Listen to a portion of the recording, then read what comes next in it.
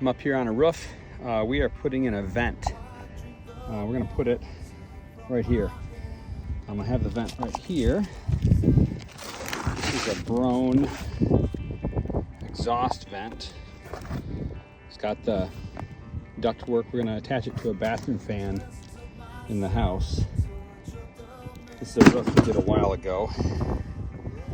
And yeah, so I'm putting in that vent right now. Homeowner requested it. They want it in this specific location. All right, got this vent put in. All the necessary tools. We got a hammer and a flat bar for our demo, and this little knife. It has a hook blade for cutting shingles. There's also a straight blade in here. If you get something else, come on thing, open up for me. One hand, doesn't work.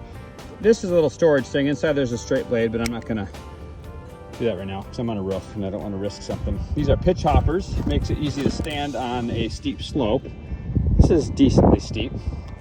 We got us a saw for cutting the hole. We got caulking for caulking any nails. I need to caulk the nails on these, the old shingle. We got a nail gun for nailing back the shingles. And we have dill pickle sunflower seeds because every project needs seed.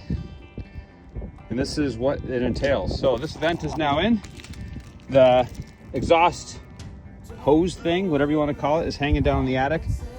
We're gonna tie that into the bathroom fan and this guy will work. It has a little cage on it here so birds can't get in there. And it's high up enough to where if you get a lot of ice dams, you're not gonna have a problem.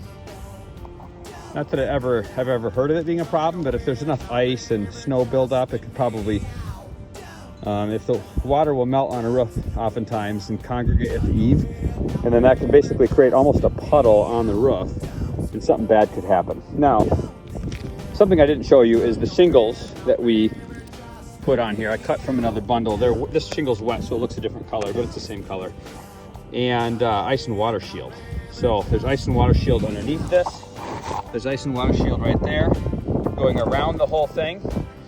So if water ever gets a chance to hang out on here, it cannot creep in underneath those shingles at all. It's gonna continue to go downhill. Another thing to notice is the shingles are cut a bit of just a slight distance away from the vent. And you want that because if it is up tight, and people will caulk this because they think they should, what happens is water will find a way under that caulk somehow, and then it'll run along a shingle and leak somewhere. So this avoids that issue.